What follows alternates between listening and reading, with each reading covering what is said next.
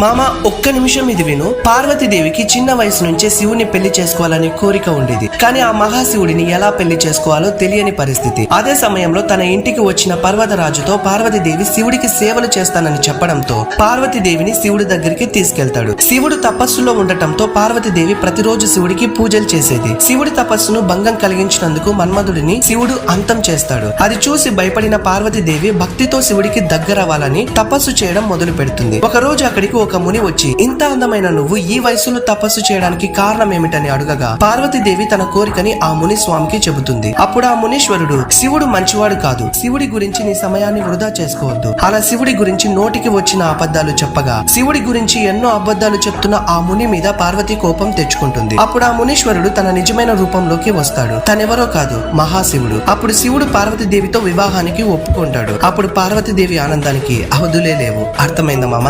Bye.